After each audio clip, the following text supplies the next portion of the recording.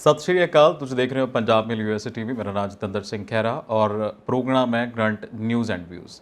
मेरे नाल मेरे साथी संजीव जश खन्ना जी। संजीव जी सत श्री अकाल, की हाल सत चाल श्री है? अकाल, मैं ठीक ठाक, ਤੁਸੀਂ ਸੁਣਾਓ? मैं भी बिल्कुल ठीक हाँ। ਸੋ ਮੌਸਮ ਕੀ ਕਹਿੰਦਾ? मौसम बड़ा खुशगवार है, मौसम बड़ा सोहना। तुसीं हर बार मौसम का पुछदे हो। सेम ਮੈਂ सिटी ਰਾਜਨੀਤੀ ਦਾ ਪੁੱਛਦਾ ਪਿਆ। तो सेम सिटी सेम शहर तुसीं भी। ਮੈਂ ਰਾਜਨੀਤੀ ਦੇ ਮੌਸਮ ਦਾ ਪੁੱਛਦਾ। अच्छा, तुसीं राजनीति पुछदे पे हो। ਸੋ ਕੈਪਟਨ ਸਾਹਿਬ ਦੀ ਕਾਫੀ ਚਰਚਾ ਹੋ ਰਹੀ ਹੈ ਵੀ ਸ਼ਾਇਦ ਕਿਤੇ ਡਿਪਟੀ ਉੱਚੀਆਂ ਨੇ ਗੱਲਾਂ ਤੇਰੇ ਯਾਰ ਵੱਡੀਆਂ ਗੱਲਾਂ ਵੱਡੇ ਲੋਕ ਉੱਚੀਆਂ ਨੇ ਗੱਲਾਂ ਤੇਰੇ ਯਾਰ ਦੀਆਂ। ਵਾਹ ਵਾਹ। ਤੁਸੀਂ ਇੱਕ ਫੋਟੋ ਨਹੀਂ ਦੇਖੀ ਵਾਇਰਲ ਹੋਣ ਡਈ ਅੱਜ ਕੱਲ੍ਹ? ਕਹਿੰਦੇ ਨੇ ਕਿ ਸ਼ਾਇਦ ਡਿਪਟੀ ਪ੍ਰੈਜ਼ੀਡੈਂਟ ਸ਼ਾਇਦ ਭਾਰਤ ਦੇ ਸ਼ਾਇਦ ਨਾ ਲਾਓ, ਕਹਿੰਦੇ ਬਣਨ ਵਾਲਾ ਅਗਲਾ, ਤੁਸੀਂ ਸ਼ਾਇਦ ਲਾ ਲਾ ਕੇ ਸ਼ਾਇਦ ਕਰ ਦੇਣਾ ਹੀ। ਮੈਂ ਤਾਂ ਸ਼ਾਇਦ ਲਾਉਣ ਲੱਗਾ ਨਾ। ਨਹੀਂ, ਜਿਹੜੇ ਚਰਚੇ ਆ ਉਹ ਇਹੀ ਹੈ ਕਿ ਤੁਸੀਂ ਫੋਟੋ ਤਸਵੀਰਾਂ ਜਿਹੜੀਆਂ ਨੇ ਉਹ ਵਾਇਰਲ ਹੁੰਦੀਆਂ ਵੇਖੀਆਂ ਹੋਣਗੀਆਂ। ਹਾਲੇ ਤਾਂ ਵੈਸੇ ਉਹ ਯੂਕੇ ਦੇ ਵਿੱਚ ਆ, ਕਹਿੰਦੇ ਕੱਲ ਪਰਸੋਂ ਤੱਕ ਆ ਜਾਣਾ ਅਗਲਿਆਂ ਨੇ। ਚਲੋ ਸਿਹਤ ਠੀਕ ਰਵੇ ਉਹਨਾਂ ਦੀ। ਬਾਕੀ ਚਲੋ ਸਿਹਤ ਠੀਕ ਰਵੇਗਾ, ਆਪਾਂ ਇਹ ਕਹਿੰਦੇ ਆ ਵੀ ਸਿਹਤ ਠੀਕ ਰਹਿਣੀ ਚਾਹੀਦੀ। ਵੈਸੇ ਇਹਨਾਂ ਅਮੀਰ ਲੋਕਾਂ ਦੀ ਸਿਹਤ ਠੀਕ ਹੀ ਰਹਿੰਦੀ ਹੈ ਜੀ, ਜਿਨ੍ਹਾਂ ਦੇ ਸਰਜਰੀ ਆਪਣੇ ਵਾਂਗੂ ਥੋੜ੍ਹੀ ਵੀ ਪਿੰਡ ਵਾਲਾ ਡਾਕਟਰ ਇੱਥੋਂ ਬੀਬੀ ਨੂੰ ਛੁੱਟੀ ਲਿਜਵਾ ਕੇ ਲੈ ਜਾਂਦੇ ਵੀ ਖਰਚਾ ਜ਼ਿਆਦਾ ਹੁੰਦਾ ਹਸਪਤਾਲ 'ਚ, ਤੇ ਉੱਥੇ ਕਹਿੰਦੇ ਪਿੰਡ ਵਾਲਾ ਡਾਕਟਰ ਟੀਕੇ ਲਾ ਦਿਆ ਕਰੂਗਾ। ਅਗਲੇ ਨੇ ਤਾਂ ਹੁਣ ਸਰਜਰੀ ਲੰਡਨ ਤੋਂ ਕਰਾਈ ਆ, ਹੁਣ ਜਿੰਨੇ ਚਿਰ ਰਿਕਵਰੀ ਹੋਣੀ ਆ ਥੋੜ੍ਹੇ ਕੁ ਦਿਨਾਂ 'ਚ ਉਹਨਾਂ ਨੇ ਉੱਥੇ ਲੰਡਨ ਵੀ ਦੇਖ ਲੈਣਾ, ਸਭ ਕੁਝ ਵੇਖ ਲੈਣਾ, ਤੇ ਫਿਰ ਹੁਣ ਬਾਅਦ ਵਿੱਚ ਆ ਜਾਣਾ ਇੱਥੇ। ਕਹਿੰਦੇ ਆ ਜੀ ਡਿਪਟੀ ਸੀਐਮ, ਕਿਉਂਕਿ ਦ੍ਰੋਪਦੀ ਮੁਰਮੂ ਤੋਂ ਬਾਅਦ ਇੱਕ ਡਿਪਟੀ ਸੀਐਮ ਚਾਹੀਦਾ, ਤੇ ਉਹ ਨਾਮ ਜਿਹੜਾ ਆ ਉਹ ਕੈਪਟਨ ਅਮਰਿੰਦਰ ਸਿੰਘ ਹੁਣਾਂ ਦਾ ਹੋ ਸਕਦਾ ਹੈ। ਇਹ ਬਹੁਤ ਵੱਡਾ ਰੌਲਾ ਆ। ਔਰ ਇਹਦੇ ਨਾਲ ਹੀ ਆਪਾਂ ਕੱਲ੍ਹ ਵੀ ਗੱਲ ਕੀਤੀ ਸੀਗੀ ਕਿ ਇਹ ਰਲਾ ਹੋ ਜਾਣਾ ਆ ਪੰਜਾਬ ਲੋਕ ਕਾਂਗਰਸ ਦਾ ਤੇ ਭਾਜਪਾ ਦਾ। ਸੋ ਰਲਾ ਹੋਣ ਤੋਂ ਬਾਅਦ ਹੀ ਕਹਿੰਦੇ ਜਿਹੜਾ ਆ ਨਾਮ ਇਹ ਜਿਹੜੇ ਐਨਡੀਏ ਦੇ ਜਿਹੜੇ ਡਿਪਟੀ ਪ੍ਰੈਜ਼ੀਡੈਂਟ ਹੋਣਗੇ ਉਹ ਸਾਡੇ ਜਿਹੜੇ ਕੈਪਟਨ ਅਮਰਿੰਦਰ ਹੋਣੀ ਹੋਣਗੇ। ਮਤਲਬ ਇਹ ਜਿਹੜਾ ਮਰਜਰ ਹੋਣਾ ਇੱਕ ਕੰਡੀਸ਼ਨ ਹੈ? ਕੰਡੀਸ਼ਨਾਂ ਤਾਂ ਦੇਖੋ ਹੋਰ ਬੜੀਆਂ ਹੁੰਦੀਆਂ ਅੰਦਰ ਖਾਤੇ ਵਾਲੀਆਂ, ਇਹ ਤਾਂ ਕੰਡੀਸ਼ਨ ਕੋਈ ਨਹੀਂ ਹੋਣੀ। ਵੈਸੇ ਹੋ ਵੀ ਸਕਦੀ ਹੈ ਅੰਦਰ ਖਾਤੇ ਵਾਲੀ, ਮੈਂ ਕਹੂੰਗਾ ਵੀ ਇਹ ਆਫ ਦਾ ਰਿਕਾਰਡ ਹੋ ਸਕਦੀ ਹੈ, ਇੱਦਾਂ ਤਾਂ ਨਹੀਂ। ਬਾਕੀ ਜੇ ਇੱਦਾਂ ਹੁੰਦਾ ਤਾਂ ਫਿਰ ਕਹਿੰਦੇ ਨਹੀਂ ਹੁੰਦੇ ਵੀ ਤੇਰੀ ਹਿੱਕ ਤੇ ਬੂਟਾ ਲਾਉਣਾ ਆ, ਅਸੀਂ ਲਾਉਣਾ ਸਰੀ ਦੁਪਹਿਰ ਖੁੜੇ। ਇਹ ਹਿੱਕ ਤੇ ਬੂਟਾ ਲੱਗ ਜਾਣਾ ਮੈਨੂੰ ਲੱਗਦਾ ਕਾਂਗਰਸੀਆਂ ਦੇ, ਫਿਰ ਜੇ ਇੱਦਾਂ ਹੋ ਗਿਆ ਤਾਂ। ਚਲੋ ਕੋਈ ਗੱਲ ਨਹੀਂ, ਵਧੀਆ ਹੈ, ਸਗੋਂ ਡਿਪਟੀ ਪ੍ਰੈਜ਼ੀਡੈਂਟ ਬਣ ਜਾਂਦੇ ਨੇ। ਨਹੀਂ ਫਿਰ ਇਹਨਾਂ ਨੇ ਕਿਹੜਾ ਕਾਂਗਰਸ ਦਾ ਕੁਝ ਸਵਾਰਨਾ ਹੈ? ਕਿਸੇ ਦਾ ਵੀ ਕੀ ਸਵਾਰ ਦੇਣਾ। ਪਰ ਇਹ ਆ ਕਿ ਹਿੱਕ ਤੇ ਬੂਟਾ ਤਾਂ ਲੱਗ ਗਿਆ ਨਾ, ਲਾਉਣ ਦਿਓ। ਸੋ ਦੇਖੋ ਸਿੰਪਲ ਗੱਲ ਇਹ ਹੈ ਕਿ ਹੁਣ ਇੰਨੇ ਸੀਨੀਅਰ ਨੇ, ਇੰਨੀ ਉਮਰ ਹੋ ਗਈ, ਔਰ ਠੀਕ ਹੈ ਅਨੁਭਵ ਵੀ ਹੈਗਾ ਉਹਨਾਂ ਦੇ ਕੋਲ। ਸੋ ਠੀਕ ਹੈ, ਹੁਣ ਬੀਜੇਪੀ ਦੇ ਵੱਲ ਹੱਥ ਵਧਾਇਆ ਤੇ ਉਹਨਾਂ ਨਾਲ ਮਿਲੇ ਨੇ, ਹੁਣ ਕੋਈ ਨਾ ਕੋਈ ਬੈਨੀਫਿਟ ਤਾਂ ਹੋਣਾ ਹੀ ਚਾਹੀਦਾ। ਹੁਣ ਇਹ ਤਾਂ ਹੈ ਨਹੀਂ ਕਿ ਉਹ ਸੀਐਮ ਵਜੋਂ ਪ੍ਰੋਜੈਕਟ ਕਰਨਗੇ ਪੰਜਾਬ ਦੇ ਵਿੱਚ, ਸ਼ਾਇਦ ਨਹੀਂ ਤਾਂ ਫਿਰ ਦੂਜੇ ਪਾਸੇ। ਅੱਛਾ, ਇਹਦੇ ਨਾਲ ਜੇਕਰ ਇਹ ਪ੍ਰੈਜ਼ੀਡੈਂਟ ਬਣਦੇ, ਕੱਲ ਤੁਸੀਂ ਸਵਾਲ ਪੁੱਛਦੇ ਸੀ ਵੀ ਸੀਐਮ ਦਾ ਚਿਹਰਾ ਹੋ ਸਕਦੇ ਆ, ਫਿਰ ਮੈਂ ਕਹਿੰਦਾ ਨਹੀਂ ਕਿਉਂਕਿ ਜੇ ਤਾਂ ਅਗਲਿਆਂ ਨੇ ਪ੍ਰੈਜ਼ੀਡੈਂਟ ਬਣਾਤਾ ਫਿਰ ਸੀਐਮ ਕਿੱਥੇ ਲਾਉਣਗੇ। ਪਰ ਇਹ ਹੈ ਕਿ ਕਿਤੇ ਨਾ ਕਿਤੇ ਮੈਂ ਸੋਚਦਾ ਸੀ ਕਿ ਬੀਜੇਪੀ ਦੀ ਰਡਾਰ ਦੇ ਉੱਤੇ ਪੰਜਾਬ ਜ਼ਰੂਰ ਆ। ਫਿਰ ਬਿਲਕੁਲ ਹੈ, ਕਿਉਂ ਨਾ ਹੋਵੇ, ਕਿਉਂਕਿ ਉਹਨਾਂ ਨੂੰ ਦਿਖਦਾ ਪਿਆ ਕਿ ਸਭ ਤੋਂ ਵੱਧ ਵਿਰੋਧ ਪੰਜਾਬ ਦੇ ਵਿੱਚ ਹੈ, ਖਾਸ ਕਰਕੇ ਕਿਸਾਨੀ ਅੰਦੋਲਨ ਤੋਂ ਬਾਅਦ। ਵਾਕਈ ਤਾਂ ਉਸ ਚੀਜ਼ ਨੂੰ ਕਿੱਦਾਂ ਨਜਿੱਠਣਾ ਹੈ ਤੇ ਕਿੱਦਾਂ ਆਪਣੇ ਹੱਕ ਵਿੱਚ ਲੈ ਕੇ ਆਉਣਾ ਹੈ, ਇਸ ਕਰਕੇ। ਔਰ ਜਿਹੜੀ 5 ਜਨਵਰੀ ਵਾਲੀ ਇਹਨਾਂ ਦੀ ਫੇਰੀ ਵੀ ਸੀਗੀ, ਤਾਂ ਉਹਦੇ ਪਿੱਛੇ ਵੀ ਕਿਤੇ ਨਾ ਕਿਤੇ ਇਹੀ ਰੀਜ਼ਨ ਸੀ, ਪਰ ਉਹ ਕੁਝ ਹੋਰ ਹੀ ਨਤੀਜੇ ਸਾਹਮਣੇ ਆਏ। ਉਸ ਤੋਂ ਬਾਅਦ ਲਗਾਤਾਰ ਜ਼ੋਰ ਚੱਲਦਾ ਪਿਆ ਇਲੈਕਸ਼ਨਸ ਦੇ ਵਿੱਚ ਵੀ, ਕਾਫੀ ਜ਼ੋਰ। ਹੁਣ ਜਿੱਦਾਂ ਵੱਡੇ ਵੱਡੇ ਚਿਹਰੇ ਤੋੜ ਕੇ ਆਪਣੇ ਵੱਲ ਲੈ ਕੇ ਜਾ ਰਹੇ ਨੇ, ਤਾਂ ਲੱਗਦਾ ਤਾਂ ਪਿਆ ਕਿ ਪੂਰੀ ਤਿਆਰੀ 'ਚ ਨੇ।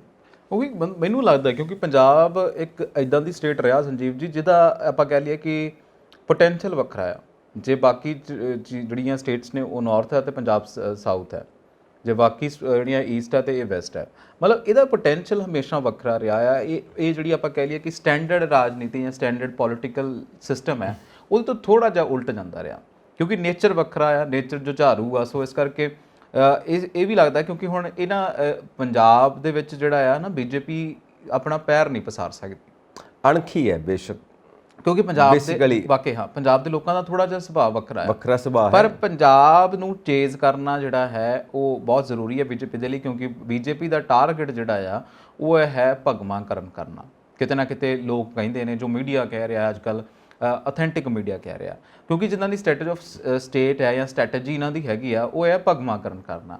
ਬਾਕੀ ਸਟੇਟ ਦੇ ਉੱਤੇ ਦੇਖੋ, ਜੇ ਅਸੀਂ ਬਾਕੀ ਸਟੇਟਸ ਦੀ ਗੱਲ ਕਰ ਲਈ, ਜਿਵੇਂ ਹੁਣ ਹਰਿਆਣਾ ਗੱਲ ਕਰਦੇ ਹਾਂ, ਜੰਮੂ ਕਸ਼ਮੀਰ ਦੀ ਗੱਲ ਕਰਦੇ ਹਾਂ, ਦੇਖੋ ਜੰਮੂ ਕਸ਼ਮੀਰ ਇਹਨਾਂ ਕੋਲੇ ਨਹੀਂ ਸੀ ਐਸਾ ਚੇਂਜ ਹੋਣਾ, ਕਿਉਂਕਿ ਬੀਜੇਪੀ ਦਾ ਉੱਥੇ ਕਦੇ ਵੀ ਨਹੀਂ ਰਿਹਾ।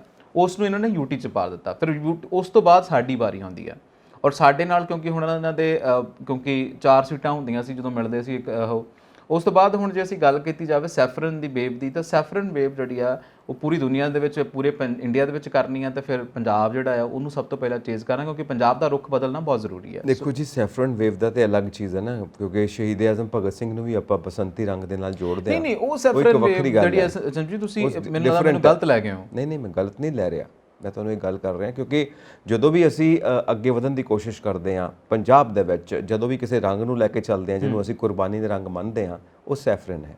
ਬਟ ਜੋ ਇਹਨਾਂ ਦਾ ਰਾਜਨੀਤੀ ਕਰਨ ਦਾ ਤਰੀਕਾ ਹੈ, ਉਹ ਸੈਫਰਨ ਨੂੰ ਕਿਸੇ ਹੋਰ ਤਰੀਕੇ ਨਾਲ ਪ੍ਰੋਜੈਕਟ ਕਰਦੇ ਨੇ। ਉਹ ਪੰਜਾਬੀ ਵੀ ਸਮਝਦੇ ਨੇ, ਠੀਕ ਹੈ ਨਾ, ਇਹਨੂੰ ਭਗਵਾਕਰਨ ਕਹਿ ਲਓ, ਭਗਵਾਕਰਨ ਕਹਿ ਲਓ, ਅਣਖੀ ਨੇ, ਇਹ ਵੀ ਆਪਾਂ ਗੱਲ ਕਰ ਚੁੱਕੇ ਹਾਂ।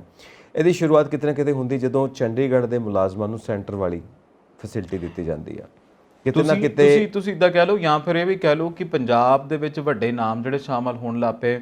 ਫਿਰ ਲਾਲ ਕਿਲੇ ਦੇ ਵਿੱਚ ਸ਼੍ਰੀ ਗੁਰੂ ਤੇਗ ਬਹਾਦਰ ਜੀ ਦਾ ਜਿਹੜਾ ਪ੍ਰਕਾਸ਼ ਪੁਰਬ ਮਨਾਉਣਾ, ਸ਼੍ਰੀ ਗੁਰੂ ਗੋਬਿੰਦ ਸਿੰਘ ਜੀ ਦਾ ਪ੍ਰਕਾਸ਼ ਪੁਰਬ ਬੜੀ ਧੂਮਧਾਮ ਦੇ ਨਾਲ ਮਨਾਉਣਾ, ਫਿਰ 550 ਸਾਲਾਂ ਦੇ ਵਿੱਚ ਇੱਥੇ ਆਉਣਾ, ਬਾਲ ਦਿਵਸ ਡਿਕਲੇਅਰ ਕਰਨਾ ਜੀ। ਫਿਰ ਕਹਿੰਦੇ ਜੀ ਹੁਣ ਪੰਜਾਬ ਨੂੰ ਐ ਕਰਨਾ, ਮਨਜਿੰਦਰ ਸਿੰਘ ਸਿਰਸਾ ਆਏ ਦਿਨ ਕੰਮ ਕਰਦੇ ਆ, ਅਫਗਾਨ ਵਾਲੇ ਸਿੱਖਾਂ ਨੂੰ ਲੈ ਕੇ ਆਉਣਾ। ਲੱਗਦਾ ਹੈ ਕਿ ਪੰਜਾਬ ਨੂੰ ਟਾਰਗੇਟ ਕੀਤਾ ਜਾ ਰਿਹਾ। ਦੇਖੋ, ਇੱਕ ਇਮੋਸ਼ਨਲ ਵੇਵ ਤੇ ਚਲਾਈ ਜਾਊਗੀ, ਔਰ ਕਿਤੇ ਨਾ ਕਿਤੇ ਇਹਦੇ ਪਿੱਛੇ ਸੋਚ ਤੇ ਉਹੀ ਕੰਮ ਕਰ ਰਹੀ ਹੈ ਜੋ ਤੁਸੀਂ ਵੀ ਕਿਹਾ, ਔਰ ਉਸ ਸੋਚ ਦਾ ਆਪਾਂ ਜਲਵਾ ਇੱਧਰ ਵੀ ਦੇਖ ਚੁੱਕੇ ਹਾਂ। ਜੋ ਸੁਪਰੀਮ ਕੋਰਟ ਨੇ ਨੂਪੁਰ ਸ਼ਰਮਾ ਦੇ ਉੱਤੇ ਸਖਤੀ ਵਰਤੀ ਹੈ, ਉਹ ਵੀ ਭਗਵਾ ਕਰਨ ਵਾਲੀ ਗੱਲ ਹੈ, ਠੀਕ ਹੈ ਨਾ। ਸੇਮ ਵੇਵ ਜੇ ਆਪਾਂ ਸੋਚੀਏ ਕਿ ਪੰਜਾਬ ਦੇ ਅੰਦਰ ਚਲਾਉਣ ਦੀ ਕੋਸ਼ਿਸ਼ ਹੋਏਗੀ, ਤਾਂ ਜੇ ਤੁਸੀਂ ਸਮਝਦੇ ਹੋ, ਮੈਂ ਸਮਝਦਾ ਹਾਂ, ਤਾਂ ਬਾਕੀ ਲੋਕ ਵੀ ਸਮਝਦੇ ਨੇ ਇਸ ਗੱਲ ਨੂੰ। ਦੇਖੋ, ਇਹ ਗੱਲਾਂ ਨਾ ਸੰਜੀਵ ਜੀ ਬਹੁਤ ਵੱਖਰੀਆਂ ਗੱਲਾਂ ਹੁੰਦੀਆਂ। ਤੁਹਾਨੂੰ ਯਾਦ ਹੋਵੇਗਾ ਕਿ ਕੋਬਰਾ ਪੋਸਟ ਨੇ ਇੱਕ ਨਾ ਐਨਾਲਿਸਿਸ ਕੀਤਾ ਸੀਗਾ।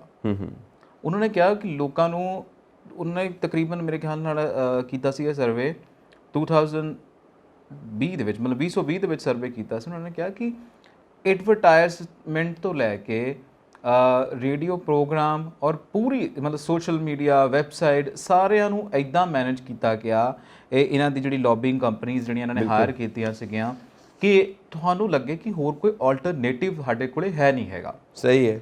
ਚਲੋ ਹੁਣ ਤਾਂ ਆਪਾਂ 2022 ਦੇ ਵਿੱਚ ਆ ਕੇ ਸਮਝਦੇ ਕਿ ਸਾਡੇ ਕੋਲੇ ਸ਼ਾਇਦ ਆਲਟਰਨੇਟਿਵਸ ਨਹੀਂ ਹੈਗਾ, ਕਿਉਂਕਿ ਕਾਂਗਰਸ ਸਾਡੇ ਕੋਲੇ ਆਈ ਆ।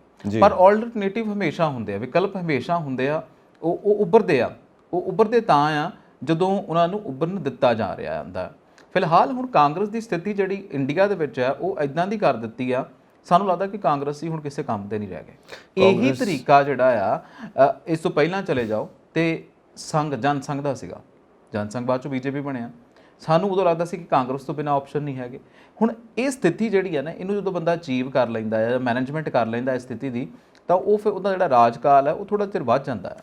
ਓਬਵੀਅਸ ਹੈ, ਜਦੋਂ ਹੁਣ ਦੇਖੋ ਕੈਂਪੇਨ ਹੁੰਦੀ ਹੈ, ਜਦੋਂ ਆਪਾਂ ਕਹਿੰਦੇ ਹਾਂ ਕਿ ਸਾਡੇ ਕੋਲੇ ਇਲੈਕਸ਼ਨਸ ਹੋਣੀਆਂ ਨੇ, ਸਰਕਾਰ ਬਣਨੀ ਆ, ਜੇ ਤੁਸੀਂ 2-2, 3-3 ਸਾਲ ਪਹਿਲਾਂ ਹੀ ਕੋਈ ਚੌਪਰ ਬੁੱਕ ਕਰ ਲਓ, ਚੌਪਰ ਕੰਪਨੀਆਂ ਨੂੰ ਵੱਧ ਪੈਸੇ ਦੇ ਕੇ ਬੁੱਕ ਕਰ ਲਓ, ਮੀਡੀਆ ਹਾਊਸਸ ਨੂੰ ਬੁੱਕ ਕਰ ਲਓ, ਕੈਂਪੇਨਰਸ ਨੂੰ ਬੁੱਕ ਕਰ ਲਓ, ਦੂਸਰੇ ਲਈ ਤੁਸੀਂ ਛੱਡੋ ਹੀ ਨਾ, ਤਾਂ ਫਿਰ ਓਬਵੀਅਸ ਅਗਲੇ ਨੇ ਦਿਖਣਾ ਕਿੱਥੇ, ਤੁਸੀਂ ਸਪੇਸ ਨਹੀਂ ਦੇ ਰਹੇ ਉਹਨੂੰ। ਸਪੇਸ ਤਾਂ ਦਿੱਤੀ ਜਾਏਗੀ ਨਹੀਂ, ਬਿਕੋਜ਼ ਜੋ ਇਹਨਾਂ ਦਾ ਸਟ੍ਰੈਟਜੀ ਰਹੀ ਹੈ ਕਿ ਹਮ ਹੀ ਹਮ ਹੈ, ਠੀਕ ਹੈ ਨਾ।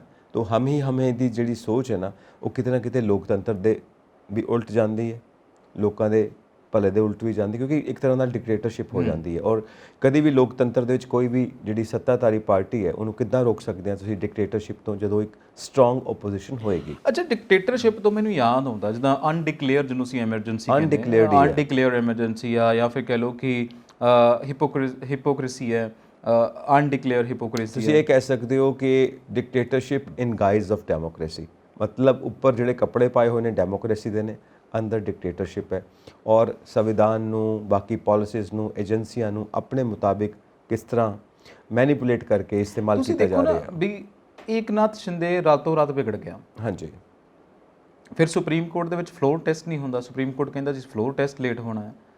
ਫਿਰ ਫਰਨਾਂਡਿਸ ਨੂੰ ਪਹਿਲਾਂ ਸੀਐਮ ਦਾ ਚੱਕਰ ਸੀਗਾ, ਤੇ ਫਿਰ ਹੁਣ ਡਿਪਟੀ ਸੀਐਮ ਬਣਾ ਦਿੱਤਾ। ਹਾਂਜੀ। ਏਕਨਾਥ ਸ਼ਿੰਦੇ ਸੀਐਮ ਆ। ਤੁਸੀਂ ਸ਼ਾਇਦ ਉਹ ਸਟੇਟਮੈਂਟ ਤੁਸੀਂ ਵੀ ਪੜ੍ਹੀ ਹੋਣੀ ਹੈ, ਜਿਹੜੀ ਉद्धਵ ਠਾਕਰੇ ਨੇ ਦਿੱਤੀ ਆ। ਉਹ ਕਹਿੰਦਾ ਮੈਂ ਨਹੀਂ ਚਾਹੁੰਦਾ ਕਿ ਮੇਰੇ ਵਰਕਰਾਂ ਦਾ ਖੂਨ ਜਿਹੜਾ ਆ ਉਹ ਮਹਾਰਾਸ਼ਟਰ ਦੀਆਂ ਸੜਕਾਂ ਤੇ ਡੁੱਲੇ। ਬਹੁਤ ਵੱਡੀ ਸਟੇਟਮੈਂਟ ਹੈ। ਹਾਂ, ਕਹਿੰਦਾ ਕਿਉਂਕਿ ਉਹਨੇ ਪਹਿਲਾਂ ਉੱਥੇ ਲਿਖਿਆ ਸੀਗਾ, ਕਹਿੰਦਾ ਵੀ ਅੱਜ ਇਹਨਾਂ ਨੇ ਕਹਿੰਦਾ ਵੀ ਸਟੇਟ ਆਫ ਐਮਰਜੈਂਸੀ ਦੱਸ ਦਿੱਤੀ ਆ, ਕਾਲੂ ਮਾਈਟ ਦੇ ਕਾਲਡ ਆਰਮੀ ਇੱਥੇ, ਜਿਨ੍ਹਾਂ ਨੂੰ ਇੰਡੋ ਚਾਈਨਾ ਬਾਰਡਰ ਤੇ ਹੋਣਾ ਚਾਹੀਦਾ, ਤੇ ਮੈਂ ਨਹੀਂ ਕਹਿੰਦਾ ਚਾਹੁੰਦਾ ਕਿ ਮੇਰੇ ਜਿਹੜੇ ਵਰਕਰਸ ਨੇ ਉਹ ਮਾਰੇ ਜਾਣ। ਕਿਉਂਕਿ ਕੁਝ ਵੀ ਹੋ ਸਕਦਾ। ਇਸ ਕਰਕੇ ਮੈਜੋਰਿਟੀ ਪ੍ਰੂਵ ਕਰਨ ਦੀ ਥਾਂ ਉਹਨਾਂ ਨੇ ਰਿਜ਼ਾਈਨ ਉਹਨੇ ਰਿਜ਼ਾਈਨ ਕਰ ਦਿੱਤਾ ਰਾਤੋਂ ਰਾਤ ਜੀ ਜੀ, ਕਿਉਂਕਿ ਖੂਨ ਖਰਾਬਾ ਹੋਣਾ, ਉਹਦੇ ਵਿੱਚੋਂ ਕੁਝ ਨਹੀਂ ਨਿਕਲਣਾ। ਤੁਸੀਂ ਦੇਖ ਲਓ ਫਿਰ ਐਡੀ ਧੱਕੇਸ਼ਾਹੀ ਜਿਹੜੀ ਆ, ਜਿਹਨੂੰ ਅਸੀਂ ਕਹਿੰਦੇ ਕਿ ਸਾਰੇ ਸ਼ਰੇਆਮ ਧੱਕੇਸ਼ਾਹੀ ਹੈ ਇਹ ਹੋ ਜਾਂਦੀ ਆ, ਤਾਂ ਫਿਰ ਉੱਥੇ ਕੀ ਕਰੂਗਾ ਬੰਦਾ? ਆਮ ਕੀ ਬੰਦਾ ਕਰੂਗਾ? ਜਿਹੜੇ ਇਹਨਾਂ ਦੇ ਲੈਵਲ ਦੇ ਉੱਤੇ ਆ ਕੇ ਨਹੀਂ ਕੰਮ ਕਰ ਸਕਦੇ, ਲੈਵਲ ਦੇ ਉੱਤੇ ਆ ਕੇ ਨਹੀਂ ਜੀਣ ਦਿੱਤਾ ਜਾ ਸਕਦਾ ਕਿਸੇ ਨੂੰ, ਉਹ ਫਿਰ ਬਾਕੀ ਆਮ ਮੇਰੇ ਤੁਹਾਡੇ ਵਰਗੇ ਤਾਂ ਕੁਝ ਵੀ ਨਹੀਂ ਕਹਿ ਸਕਦੇ ਨੇ। ਬਿਲਕੁਲ ਬਿਲਕੁਲ ਓਪਨ ਕੇਸ ਆ, ਹਰ ਬੰਦਾ ਇਸ ਚੀਜ਼ ਨੂੰ ਸਮਝਦਾ। ਹੁਣ ਜੇ ਪੰਜਾਬ ਦੇ ਅੰਦਰ ਸੇਮ ਚੀਜ਼ ਫਿਕਸ ਕਰਨ ਦੀ ਕੋਸ਼ਿਸ਼ ਕੀਤੀ ਜਾਏਗੀ ਤਾਂ ਸ਼ਾਇਦ ਕਾਮਯਾਬੀ ਨਹੀਂ ਮਿਲੇਗੀ। ਹੁਣ ਆਲਟ ਵਾਲਾ ਮੁੰਡਾ ਮੁਹੰਮਦ ਜ਼ੁਬੈਰ, ਕਿੰਨੇ ਸਾਲ ਪਹਿਲਾਂ ਉਹਨੇ ਟਵੀਟ ਕੀਤਾ ਸੀ 2018 ਹੈ ਨਾ, ਤੇ ਮੁਹੰਮਦ ਜ਼ੁਬੈਰ ਨੂੰ ਉਸ 2018 ਦੇ ਕੇਸ ਦੇ ਵਿੱਚ ਅੱਜ ਫੜਿਆ ਜਾਂਦਾ ਆ ਜੀ, ਉਹਨੇ ਭਗਵਾਨ ਸ਼ਿਵ ਦੇ ਉੱਤੇ ਟਿੱਪਣੀ ਕਰਤੀ ਸੀਗੀ। ਮਤਲਬ ਚੀਜ਼ਾਂ ਜਿਹੜੀਆਂ ਨੇ ਉਹ ਕਿਸੇ ਹੋਰ ਹਿਸਾਬ ਦੇ ਨਾਲ ਸੈੱਟ ਕੀਤੇ ਜਾਂਦੇ ਆ। ਸ਼ਾਇਦ ਕਿਸੇ ਫਿਲਮ ਦੀ ਫੋਟੋਗ੍ਰਾਫ ਸੀ, ਇਹ ਵੀ ਗੱਲ ਸਾਹਮਣੇ ਆਉਂਦੀ ਪਈ ਹੈ, ਸ਼ਾਇਦ ਪੀਕੇ ਦੀ, ਸ਼ਾਇਦ ਪੀਕੇ ਦੀ। ਸੋ ਸਥਿਤੀ ਇਹੀ ਹੋ ਹੈ ਕਿ ਜਿੱਥੋਂ ਜਿਹਨੂੰ ਫੜ ਸਕਦੇ ਹੋ ਆਪਣੇ ਪਰਪਸ ਵਾਸਤੇ, ਜਿੱਥੋਂ ਜਿਹੜਾ ਆਪਣਾ ਏਜੰਡਾ ਚਲਾ ਸਕਦੇ ਹੋ ਆਪਣੇ ਪਰਪਸ ਵਾਸਤੇ, ਉਹਦੇ ਵਾਸਤੇ ਹਰ ਹੀਲਾ ਵਰਤਿਆ ਜਾਂਦਾ।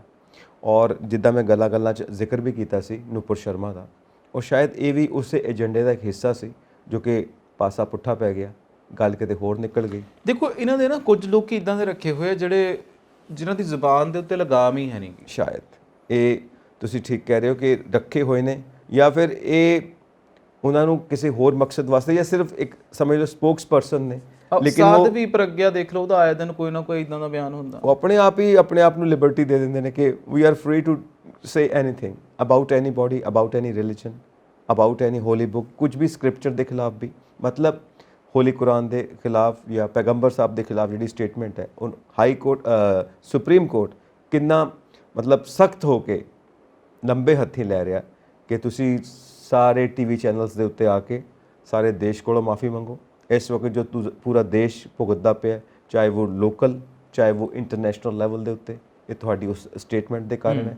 ਔਰ ਜਿਹੜੀ ਉਹਨਾਂ ਨੇ ਐਪਲੀਕੇਸ਼ਨ ਦਿੱਤੀ ਸੀ ਕਿ ਜਿਹੜੇ ਥਾਂ ਦੇ ਉੱਤੇ ਉਹਨਾਂ ਦੇ ਖਿਲਾਫ ਕੇਸ ਹੋਏ ਨੇ, ਉਹਨਾਂ ਨੂੰ ਕਲੱਬ ਕਰਕੇ ਇੱਕ ਥਾਂ ਦੇ ਉੱਤੇ ਉਹਨਾਂ ਨੂੰ ਪੇਸ਼ ਕੀਤਾ ਜਾਵੇ ਔਰ ਉੱਥੇ ਉਹ ਅਪੀਅਰ ਹੋਣਗੇ। ਸੋ ਉਹ ਵੀ ਮਨਾ ਹੋ ਗਿਆ ਕਿ ਨੋ, ਜਿੱਥੇ ਕੇਸ ਨੇ ਜਾ ਕੇ ਪੇਸ਼ੀ ਭੁਗਤੋ।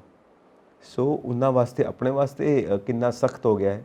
ਔਰ ਜਿਹੜੇ ਐਕਸਪਰਟਸ ਨੇ ਉਹ ਇਹ ਕਹਿ ਰਹੇ ਨੇ ਕਿ ਸੁਪਰੀਮ ਕੋਰਟ ਨੂੰ ਇੰਟਰਵੀਨ ਕਰਨਾ ਪਿਆ, ਸੁਪਰੀਮ ਕੋਰਟ ਆ ਕੇ ਇਹ ਸਾਰੀ ਹਿਦਾਇਤ ਦੇ ਰਿਹਾ ਹੈ। Why not BJP? ਤੁਸੀਂ ਤੇ ਉਹਨਾਂ ਨੂੰ ਅਹੁਦੇ ਤੋਂ ਹਟਾ ਦਿੱਤਾ ਤੇ Z+ ਸਿਕਿਉਰਿਟੀ ਦੇ ਦਿੱਤੀ, ਓਕੇ, ਤੇ ਉਸ ਤੋਂ ਬਾਅਦ ਸੁਪਰੀਮ ਕੋਰਟ ਆਇਆ ਹੈ ਪਿਕਚਰ ਦੇ ਵਿੱਚ ਔਰ ਉਹ ਆ ਕੇ ਹਿਦਾਇਤਾਂ ਦੇ ਰਿਹਾ। ਬਾਕੀ ਸਿਸਟਮ ਖਰਾਬ ਹੋ ਗਿਆ। ਨਕਲੀ ਤੇ ਕਹਿੰਦੇ ਆ ਜੀ, ਨੂਪਰ ਸ਼ਰਮਾ ਤਾਂ ਕਹਿੰਦੇ ਆ ਕਿ ਅਸੀਂ ਜਿੱਦਾਂ ਜੰਮੂ ਕਸ਼ਮੀਰ ਉਹਨਾਂ ਤੇ ਹੋਇਆ, ਕਹਿੰਦੀ ਜੀ ਹੁਣ ਮੇਰੇ ਤੋਂ ਟਾਈਮ ਹੈ ਨਹੀਂ, ਮੈਂ 6 ਮਹੀਨੇ ਬਾਅਦ ਆਉਂਗੀ ਜੀ।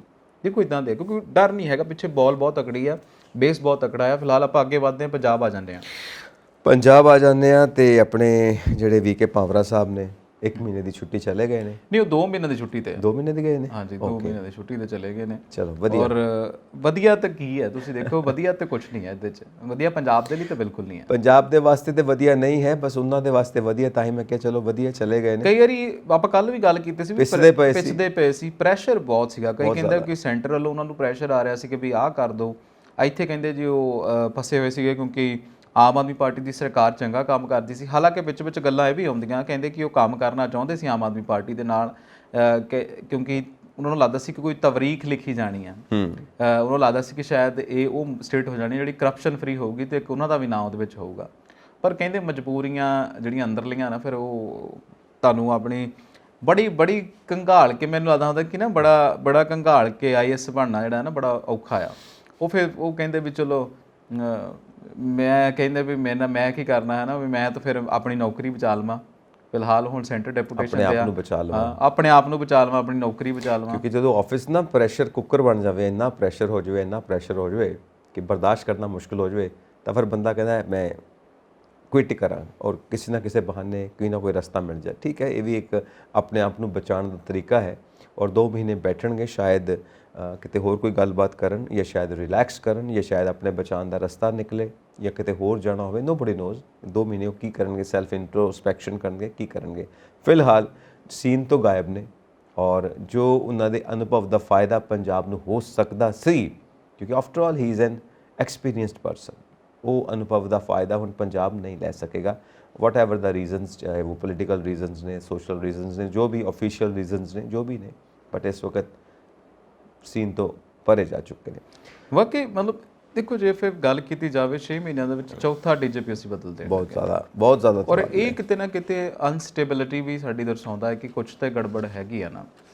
ਚਾਹੇ ਉਹ ਕਾਂਗਰਸ ਦੇ ਟਾਈਮ ਸੀ, ਚਾਹੇ ਹੁਣ ਉਹ ਆਮ ਆਦਮੀ ਪਾਰਟੀ ਟਾਈਮ ਹੈ, ਕੁਝ ਤੇ ਹੈ ਨਾ ਕਿ ਜੋ ਅਸੀਂ ਕਹੀਏ ਕਿ ਕੁਝ ਕਹਿੰਦੇ ਨੇ ਉਹਨਾਂ ਐਕਸੈਪਟੇਬਲ ਨਹੀਂ। ਹਾਂ, ਕੁਝ ਜਿਹੜੀ ਚੀਜ਼ਾਂ ਜਿਹੜੀਆਂ ਨੇ ਉਹ ਵਿੱਚ ਅੰਦਰ ਕੁਝ ਨਾਮਨਜ਼ੂਰ ਜੀਆਂ ਹੈਗੀਆਂ, ਜਿਹਦਾ ਕਰਕੇ ਪੰਜਾਬ ਦੇ ਵਿੱਚ ਇਹ ਵੱਡੀਆਂ ਪੋਸਟਾਂ ਜਿਹਨੂੰ ਅਸੀਂ ਕਹਿੰਦੇ ਆ ਕਿ ਜਿਹੜੇ ਬੜੀ ਸੰਵਿਧਾਨਿਕ ਪੋਸਟਾਂ ਨੇ, ਮਾਣਯੋਗ ਸੀਐਮ ਤੋਂ ਬਾਅਦ ਹੈ ਨਾ, ਉਹ ਇਹੀ ਪੋਸਟ ਹੁੰਦੀ ਹੈ। ਤੁਸੀਂ ਲਾਅ ਐਂਡ ਆਰਡਰ ਸੰਭਾਲਣਾ ਹੈ ਤਾਂ ਫਿਰ ਬਹੁਤ ਇਹਦੇ ਵਿੱਚ ਆਪਾਂ ਦੇਖੀਏ ਕਿ ਕੁਝ ਤੇ ਚੱਲ ਰਿਹਾ ਪੰਜਾਬ ਦੇ ਵਿੱਚ ਜਾਂ ਫਿਰ ਚਲਾਇਆ ਜਾ ਰਿਹਾ। ਦੇਖੋ ਇਹਦਾ ਸਿੱਧਾ ਸਾਦਾ ਨੁਕਸਾਨ ਸਾਡੇ ਬਿਜ਼ਨਸ ਨੂੰ ਹੋਏਗਾ, ਜੋ ਪੰਜਾਬ ਦਾ ਬਿਜ਼ਨਸ ਹੈ। ਤੁਸੀਂ ਕਹਿ ਲਓ ਪੰਜਾਬ ਨੂੰ ਹੋਏਗਾ ਸਿੱਧਾ ਕਿ ਪੰਜਾਬ ਦੇ ਬਿਜ਼ਨਸ ਨੂੰ ਕੀ, ਪੰਜਾਬ ਦੇ ਪੰਜਾਬ ਨੂੰ ਤੇ ਹੋਏਗਾ ਹੀ। ਮਤਲਬ ਇੱਕ ਮਾਹੌਲ ਹੈ। ਮੈਂ ਇਹਨੂੰ ਇਸ ਐਂਗਲ ਤੋਂ ਦੇਖ ਰਿਹਾ ਕਿ ਜਿਹੜਾ ਨਵਾਂ ਬਜਟ ਪੇਸ਼ ਹੋਇਆ ਹੈ, ਤਾਂ ਅਸੀਂ ਫੋਰਨ ਇਨਵੈਸਟਮੈਂਟ ਜਾਂ ਵੈਸੇ ਡਾਇਰੈਕਟ ਇਨਵੈਸਟਮੈਂਟ ਜਾਂ ਕੁਝ ਵੀ ਪੂੰਜੀ ਨਿਵੇਸ਼ ਚਾਹੁੰਦੇ ਆ, ਉਹ ਪਾਰਟੀਆਂ ਜੋ ਪੂੰਜੀ ਨਿਵੇਸ਼ ਕਰਨਾ ਚਾਹੁੰਦੀਆਂ ਨੇ ਉਹਨਾਂ ਉੱਤੇ ਜੋ ਇਫੈਕਟ ਪਏਗਾ, ਜੋ ਇੰਪੈਕਟ ਪਏਗਾ ਉਹਨਾਂ ਦੀ ਸੋਚ ਦੇ ਉੱਤੇ, ਬਿਕੋਜ਼ ਬਿਜ਼ਨਸਮੈਨ ਹਮੇਸ਼ਾ ਆਪਣਾ ਪ੍ਰੋਫਿਟ ਦੇਖ ਕੇ ਹੀ ਨਿਵੇਸ਼ ਕਰੇਗਾ। ਜੇ ਇੱਦਾਂ ਦੀ ਅਨਸਟੇਬਿਲਿਟੀ ਜਿੱਦਾਂ ਦਾ ਤੁਸੀਂ ਕਿਹਾ ਕਿ ਸਟੇਬਿਲਿਟੀ ਨਹੀਂ ਹੈ, ਠੀਕ ਹੈ, ਤਾਂ ਕੌਣ ਆਏਗਾ ਇਨਵੈਸਟਮੈਂਟ ਕਰਨ ਵਾਸਤੇ? ਅਸੀਂ ਜੋ ਪ੍ਰੋਜੈਕਟ ਕਰ ਰਹੇ ਹਾਂ ਆਪਣੀ ਪਿਕਚਰ ਬਾਹਰ, ਸੂਬੇ ਤੋਂ ਬਾਹਰ ਜਾਂ ਦੇਸ਼ ਤੋਂ ਬਾਹਰ, ਤਾਂ ਹੌਸਲਾ ਨਹੀਂ ਪੈਂਦਾ ਇੱਕ ਬਿਜ਼ਨਸਮੈਨ ਦਾ, ਬਿਕੋਜ਼ ਰਿਸਕ ਦੇ ਵਿੱਚ ਕੌਣ ਆਪਣਾ ਪੈਸਾ ਸੁੱਟਣਾ ਚਾਹੇਗਾ? ਉਹ ਤਾਂ ਫਿਰ ਪੈਸਾ ਫੂਕਣ ਵਾਲੀ ਗੱਲ ਹੋ ਜਾਂਦੀ ਹੈ। ਸੋ ਇਸ ਕਰਕੇ ਇਹ ਸੈਟਬੈਕ ਤੇ ਲੱਗਣ ਵਾਲੀ ਸਿਚੁਏਸ਼ਨ ਬਣਦੀ ਪਈ ਹੈ। ਬਾਕੀ ਦੇਖੋ ਅੱਗੇ ਜਾ ਕੇ ਕੁਝ ਬਿਹਤਰੀ ਹੁੰਦੀ ਹੈ ਤਾਂ ਬਹੁਤ ਵਧੀਆ। ਹੁਣ ਨਵੇਂ ਕੌਣ ਆਉਣਗੇ ਸਾਹਿਬ ਉਹਨਾਂ ਦੀ ਥਾਂ ਦੇ ਉੱਤੇ, ਇਹ ਹਜੇ ਕੁਝ ਵੀ ਫਾਇਦਾ ਕਿਹਾ ਜਾ ਰਿਹਾ ਕਿ ਹਰਪ੍ਰੀਤ ਸਿੱਧੂ ਜਿਹੜਾ ਉਹਨਾਂ ਨੂੰ ਕੰਸੀਡਰ ਕੀਤਾ ਜਾ ਸਕਦਾ। ਸਰਕਾਰੀ ਦਰਬਾਰੇ ਉਹਨਾਂ ਦੀ ਨੇੜਤਾ ਦੇਖੀ ਜਾ ਰਹੀ ਹੈ। ਪਿੱਛੇ ਜੇ ਉਹਨਾਂ ਨੂੰ ਸਪੈਸ਼ਲ ਇੰਚਾਰਜ ਵੀ ਦਿੱਤਾ ਗਿਆ ਸੀਗਾ ਜੇਲ੍ਹਾਂ ਦਾ।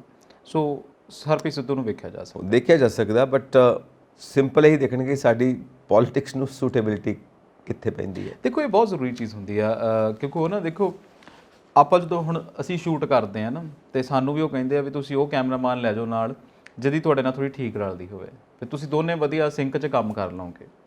ਇੱਦਾਂ ਹੀ ਸਰਕਾਰ ਦੇਖਣਾ ਪੈਂਦਾ ਨਾ। ਸਰਕਾਰ ਦੇ ਨਾਲ ਜਿਹੜੇ ਅਫਸਰਾਂ ਦੀ ਬਣਦੀ ਆ, ਕਈ ਅਫਸਰ ਜਿਹੜੇ ਹੁੰਦੇ ਨੇ ਸ਼ਾਇਦ ਉਹ ਡਿਨਾਇਲ ਮੋਡ ਤੇ ਹੁੰਦੇ ਨੇ, ਕਈ ਅਫਸਰ ਇਹ ਹੁੰਦੇ ਨੇ ਕਿ ਉਹਨਾਂ ਦੇ ਉੱਤੇ ਸੈਂਟਰ ਪ੍ਰੈਸ਼ਰ ਵੀ ਹੁੰਦਾ, ਤੇ ਫਿਰ ਉਹ ਵੀ ਬਹੁਤ ਜ਼ਰੂਰੀ ਹੈ ਕਿ ਤੁਸੀਂ ਜਿੱਦਾਂ ਦੇ ਆਪ ਕੰਮ ਕਰਨਾ ਚਾਹੋ ਉਹ ਅਗਲਾ ਅਫਸਰ ਉੱਦਾਂ ਦਾ ਹੋਣਾ ਵੀ ਚਾਹੀਦਾ। ਗੱਲ ਇਹ ਹੈ ਨਾ, ਉਹ ਤਾਂ ਬਿਲਕੁਲ ਠੀਕ ਹੈ। ਹੁਣ ਇੱਥੇ ਬੇਸਿਕ ਪੁਆਇੰਟ ਇਹ ਹੁੰਦੀ ਹੈ ਕਿ ਜਿਹੜਾ ਤੁਸੀਂ ਕੰਮ ਕਰਨਾ ਚਾਹੁੰਦੇ ਹੋ ਉਹ ਕੰਮ ਹੈ ਕੀ? ਦੇਖੋ ਮੈਂ ਉਹੀ ਵਾਕਈ ਕੰਮ ਹੈ ਕਿ ਹਾਂ, ਉਹ ਕੰਮ ਹੈ ਕੀ, ਉਹਦੀ ਕੀ ਵੈਲਿਊ, ਉਹਦੀ ਇੰਪੋਰਟੈਂਸ ਕੀ ਹੈ? ਤੁਸੀਂ ਆਪਣੇ ਕੰਮ ਕਰਵਾਉਣਾ ਚਾਹੁੰਦੇ ਹੋ, ਇੱਕ ਤਾਂ ਨੰਬਰ 1 ਪੁਆਇੰਟ ਆ। ਨੰਬਰ 2, ਤੁਸੀਂ ਵਾਕਈ ਪੰਜਾਬ ਵਾਸਤੇ ਕੰਮ ਕਰਨਾ ਚਾਹੁੰਦੇ ਹੋ, ਤੁਹਾਨੂੰ ਇੱਕ ਐਸੀ ਟੀਮ ਚਾਹੀਦੀ ਹੈ ਜੋ ਲਾਈਕ ਮਾਈਂਡਡ ਪੀਪਲ ਹੋਣ, ਤੁਸੀਂ ਸਾਰੇ ਇਕੱਠੇ ਮਿਲ ਕੇ ਪੰਜਾਬ ਵਾਸਤੇ ਕੰਮ ਕਰਨਾ ਚਾਹੁੰਦੇ ਹੋ। ਇੱਕ ਉਹ ਹੈ ਕਿ ਤੁਹਾਨੂੰ ਸੂਟ ਕੀ ਕਰਦਾ ਪਰਸਨਲ ਲੈਵਲ ਤੇ, ਤੁਸੀਂ ਉਹਦੇ ਕੋਲੋਂ ਕਿਹੜੇ ਪਰਸਨਲ ਕੰਮ ਕਰਵਾਉਣਾ ਚਾਹੁੰਦੇ ਹੋ।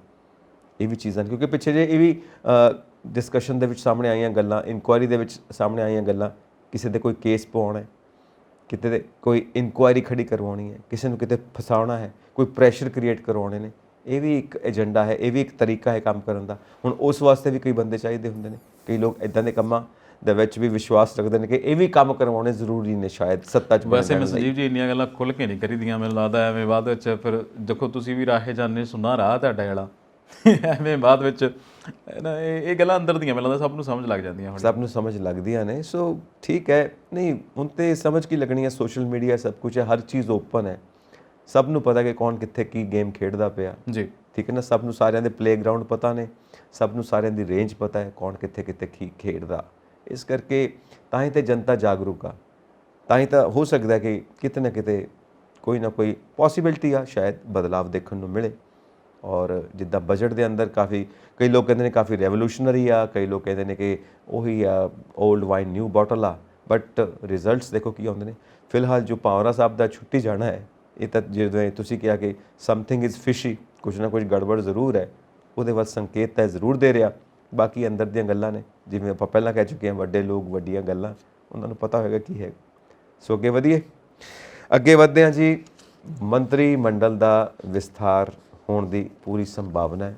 ਮਾਨ ਸਾਹਿਬ ਇਹ ਸਭ ਕਰ ਰਹੇ ਨੇ ਔਰ ਡਿਸਕਸ਼ਨਸ ਜਾਰੀ ਨੇ। ਹੋ ਸਕਦਾ ਕਿ ਮਾਨ ਸਾਹਿਬ ਕੋਲ ਜਿਹੜੇ ਜ਼ਿਆਦਾ ਮਹਿਕਮੇ ਨੇ ਉਹ ਵੀ ਵੰਡ ਦਿੱਤੇ ਜਾਣ, ਜਾਂ ਹੋ ਸਕਦਾ ਮੰਤਰੀਆਂ ਦੇ ਕੋਲ ਜਿਹੜੇ ਮਹਿਕਮੇ ਨੇ ਉਹ ਆਪਸ ਦੇ ਵਿੱਚ ਸ਼ਫਲ ਕਰ ਦਿੱਤੇ ਜਾਣ, ਕਿਸੇ ਨੂੰ ਦੂਜਾ ਦੇ ਦਿੱਤਾ ਜਾਵੇ, ਕਿਸੇ ਨੂੰ ਦੂਜਾ ਦੇ ਦਿੱਤਾ ਜਾਵੇ। 3 ਤੋਂ 5 ਬੰਦਿਆਂ ਨਾਲ ਵਿਸਤਾਰ ਵੀ ਹੋ ਸਕਦਾ ਹੈ। ਸੋ ਇਹ ਸਭ ਚਰਚਾ ਗਰਮਾਈ ਹੋਈ ਆ, ਵਾਕਈ ਚਰਚਾ ਤੇ ਗਰਮਾਈ ਹੋਈ ਆ। ਔਰ ਸ਼ਫਲਿੰਗ ਦੀ ਗੱਲ ਤੇ ਕਿਤੇ ਨਹੀਂ ਬਾਹਰ ਆਈ। ਦੇਖੋ ਹਲੇ ਸ਼ਫਲਿੰਗ ਨਹੀਂ ਦਾ ਸੁਣਨ ਚ ਨਹੀਂ ਮਿਲ ਰਿਹਾ, ਕਿਉਂਕਿ ਬੜੇ ਸੋਹਣੇ ਮਿਨਿਸਟਰੀ ਚੱਲ ਰਹੀ ਹੈ। ਹਰਪਾਲ ਚੀਮਾ ਹੁਣਾਂ ਨੇ ਥੋੜੇ ਦਿਨ ਪਹਿਲਾਂ ਬਜਟ ਪੇਸ਼ ਕੀਤਾ, ਲੋਕਾਂ ਨੇ ਇੰਟਰਨਲ ਪੋਲਿਟਿਕਸ ਜਿਹੜੀ ਆ, ਪਾਰਟੀ ਇੰਟਰਨਲ ਬਿਲਕੁਲ ਪੋਲਿਟਿਕਸ ਠੀਕ ਹੈ, ਪੋਸਿਬਿਲਿਟੀਜ਼ ਆਰ देयर। ਕਨਾ ਮੀਤ ਹੇਅਰ ਐਜੂਕੇਸ਼ਨ ਦੇਖ ਰਹੇ ਨੇ, ਵਧੀਆ ਕਰ ਰਹੇ ਨੇ। ਉਹ ਵੀ ਕਹਿੰਦੇ ਇੱਦਾਂ ਹੀ ਮਤਲਬ ਸ਼ਫਲਿੰਗ ਦਾ ਮੈਂ ਨਹੀਂ ਦੂਰ ਦੂਰ ਤੱਕ ਸੁਣਿਆ। ਪੋਸਿਬਿਲਿਟੀ ਤਾਂ ਚਲੋ ਹਰ ਚੀਜ਼ ਦੀ ਹੁੰਦੀ ਹੈ, ਪਤਾ ਵੀ ਨਹੀਂ ਕਰ ਦੇਣਾ ਅਗਲੇ। ਅੱਜ ਜਿਹੜੀ 3-4 ਘੰਟਿਆਂ ਦੀ ਡਿਸਕਸ਼ਨ ਹੋਈ ਆ, ਕਹਿੰਦੇ ਉਸ ਤੋਂ ਬਾਅਦ ਇਹ ਸੁਣਿਆ ਦੇਖਿਆ ਜਾ ਰਿਹਾ ਹੈ ਕਿ 3 ਨਾਮ ਜਿਹੜੇ ਨੇ ਉਹ ਹੋ ਸਕਦੇ ਨੇ ਜਿਹੜੇ ਦੂਸਰੀ ਵਾਰ ਵਿਧਾਇਕ ਬਣੇ ਨੇ ਆਮ ਆਦਮੀ ਪਾਰਟੀ ਤੋਂ।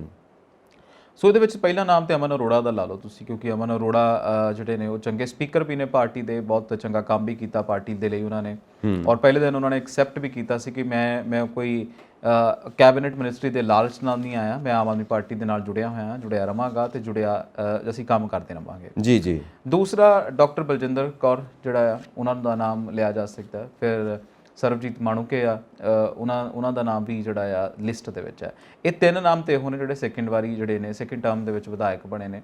ਇਸ ਤੋਂ ਇਲਾਵਾ 2 ਨਾਮ ਹੋਰ ਹੋ ਸਕਦੇ ਨੇ। ਆਪਾਂ ਜਿਵੇਂ ਕਿਹਾ ਸੀਗਾ ਕਿ ਇਹ ਲਾਅ ਐਂਡ ਆਰਡਰ ਲਈ ਜੇ ਦੇਖਿਆ ਜਾਵੇ ਤੇ ਨਾਮ ਜਿਹੜਾ ਆ ਕਿਤੇ ਨਾ ਕਿਤੇ ਕੁੰਵਰ ਵਿਜੇ ਪ੍ਰਤਾਪ ਦਾ ਵੀ ਲਿਖਿਆ ਜਾ ਸਕਦਾ, ਪਰ ਹਜੇ ਤੱਕ ਉਹਨਾਂ ਦੇ ਨਾਂ ਦੀ ਚਰਚਾ ਬਿਲਕੁਲ ਨਹੀਂ ਆਈ। ਜਿਹੜੇ 2 ਨਾਂ ਆ ਸ਼ਾਇਦ ਸੀਕ੍ਰੇਟ ਨਾਮ ਹੋਣਗੇ, ਇਹ ਉਦੋਂ ਹੀ ਪਤਾ ਲੱਗੂ, ਕਿਉਂਕਿ ਅਖਬਾਰਾਂ ਦੇ ਵਿੱਚ, ਮੀਡੀਆ ਦੇ ਵਿੱਚ ਗੱਲਾਂ 2 ਨਾਮਾਂ ਦੀਆਂ ਹਾਲੇ ਤੱਕ ਡਿਸਕਲੋਜ਼ ਨਹੀਂ ਹੋਈਆਂ। ਸ਼ਾਇਦ ਤੁਹਾਨੂੰ ਕੋਈ ਪਤਾ ਹੋਵੇ ਟਿਪ ਤੇ। ਨਹੀਂ, ਮੈਂ ਇੰਨਾ ਹੀ ਕਹਿ ਸਕਦਾ ਕਿ ਕੁੰਵਰ ਵਿਜੇ ਪ੍ਰਤਾਪ ਸਿੰਘ, ਮੈਂ ਵੀ ਇਹ ਗੱਲ ਕਹਿਣ ਲੱਗਾ ਸੀ, ਤੁਸੀਂ ਮੇਰੇ ਮੂੰਹ ਦੀ ਗੱਲ ਖੋਹ ਲਈ, ਚੰਗਾ ਕੀਤਾ ਜ਼ਿਕਰ ਕਰ ਲਿਆ, ਕਿਉਂਕਿ ਉਹਨਾਂ ਦੇ ਉੱਤੇ ਖਾਸ ਤੌਰ ਤੇ ਸਾਡਾ ਸਾਰਿਆਂ ਦਾ ਫੋਕਸ ਹੈ ਕਿ ਇੱਕ ਐਕਸਪੀਰੀਅੰਸਡ ਬੰਦੇ ਨੂੰ ਤੁਸੀਂ ਕਿੱਥੇ ਯੂਜ਼ ਕਰਦੇ ਹੋ, ਉਹ ਤੋਂ ਕੀ ਕੰਮ ਲੈਂਦੇ ਹੋ। ਯੂਜ਼ ਕਰਨ ਦਾ ਮਤਲਬ ਇਹ ਹੈ ਕਿ ਉਹਨਾਂ ਦੇ ਅਨੁਭਵ ਦਾ ਫਾਇਦਾ ਕਿਵੇਂ ਲੈਂਦੇ ਹੋ। ਤੁਹਾਡੀ ਮਿਨਿਸਟਰੀ ਨੂੰ ਵੀ ਫਾਇਦਾ ਹੋਏਗਾ ਔਰ ਸਟੇਟ ਨੂੰ ਵੀ ਫਾਇਦਾ ਹੋਏਗਾ, ਬਿਕੋਜ਼ ਇੱਕ ਡੇਅਰਿੰਗ ਆਫਿਸਰ ਹੈ, ਗਟਸ ਵਾਲਾ ਆਫਿਸਰ ਹੈ। ਜੋ ਦੇਖੋ ਗਟਸ ਗੁੱਟਸ ਤੇ ਜਦੋਂ ਦੇਖੋ ਨਾ, ਆਪਾਂ ਨੂੰ ਹਲੇ ਤੱਕ ਪਤਾ ਨਹੀਂ, ਉਹਨਾਂ ਦੇ ਕੰਮ ਦਾ ਸਟਾਈਲ ਨਹੀਂ ਪਤਾ ਹੈਗਾ। ਉਹ ਕਹਿੰਦੇ ਉਹ ਪ੍ਰੋਕਲੇਮਡ ਬੰਦੇ, ਉਹ ਇਹ ਕਹਿੰਦੇ ਨੇ ਕਿ ਮੈਂ ਕੰਮ ਬਹੁਤ ਕੀਤਾ, ਮੈਂ ਆਹ ਕੀਤਾ। ਉਹ 'ਚੋਂ ਵੀ ਦੇਖੋ ਆਪਣੇ ਕੋਲੇ ਸਿੱਝ ਕੇ ਕੁਛ ਨਹੀਂ ਆਇਆ, ਨਿਕਲ ਕੇ ਕੁਛ ਨਹੀਂ ਆਇਆ ਨਾ। ਪਰ ਇਹ ਹੈ ਕਿ ਚਲੋ ਇੱਕ ਇਮੇਜ ਸੋਹਣੀ ਕ੍ਰੀਏਟ ਹੋ ਗਈ। ਉਹ ਕਹਿੰਦੇ ਜੀ ਮੈਂ 9 ਚਲਾਨ ਪੇਸ਼ ਕੀਤੇ, ਇਹਨਾਂ ਨੇ 9 ਦੇ ਵਿੱਚੋਂ 9 ਦੇ ਵਿੱਚੋਂ ਕੋਈ ਵੀ ਚਲਾਨ ਸਾਹਮਣੇ ਨਹੀਂ ਲਿਆਂਦਾ।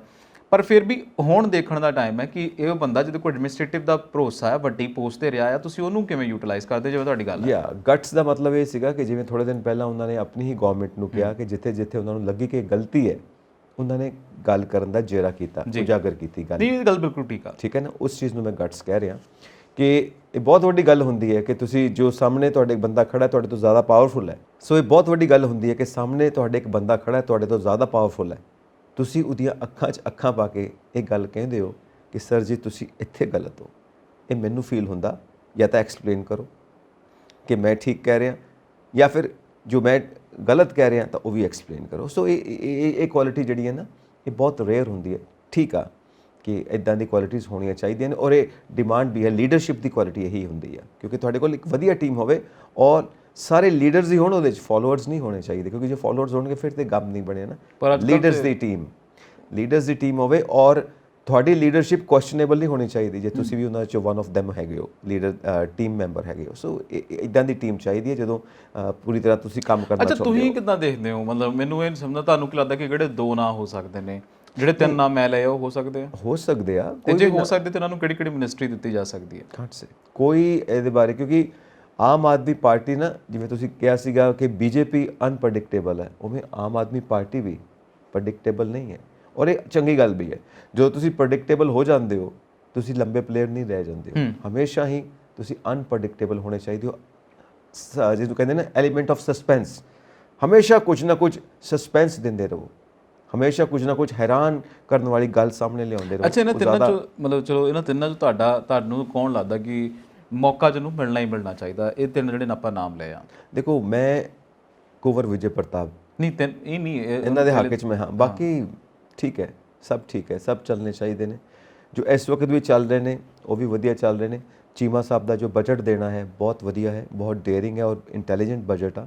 ਬਟ ਕਿਤੇ ਨਾ ਕਿਤੇ ਉਣਤਾਈਆਂ ਦਾ ਹਰ ਥਾਂ ਤੇ ਹੁੰਦੀਆਂ ਨੇ ਔਰ ਹਮੇਸ਼ਾ ਇਹ ਗੁੰਜਾਇਸ਼ ਰਹਿੰਦੀ ਹੈ ਕਿ ਅਸੀਂ ਉਹਨੂੰ ਹੋਰ ਬੈਟਰ ਕਰ ਸਕੀਏ। ਅੱਛਾ, ਹੁਣ ਤੱਕ ਸੰਜੀਵ ਜੀ ਤੁਹਾਨੂੰ ਕਿੱਦਾਂ ਦੀ ਲੱਗਦੀ ਸਰਕਾਰ? ਮਤਲਬ ਆਪਾਂ ਰੋਜ਼ ਬੈਠ ਕੇ ਇੱਥੇ ਗੱਲ ਕਰਦੇ ਹਾਂ, ਤੁਸੀਂ ਵੀ ਬੈਠੇ ਹੁੰਦੇ ਸਾਈਡ ਤੇ, ਕੀ ਲੱਗਦਾ ਤੁਹਾਨੂੰ? ਕੀ ਮਤਲਬ ਇੱਕ ਹੁੰਦੀ ਨਾ, ਸਾਨੂੰ ਅਖਵਾਲੇ ਵੈਸੇ ਚਲੋ ਜੱਜ ਕਰਨਾ ਤੇ ਬਹੁਤ ਔਖਾ ਕਿਉਂਕਿ 4ਵਾਂ ਮਹੀਨਾ ਆ, ਪਰ ਫਿਰ ਵੀ ਕੁਝ ਤਾਂ ਲੱਗਦਾ ਹੋਣਾ ਤੁਹਾਨੂੰ ਵੀ।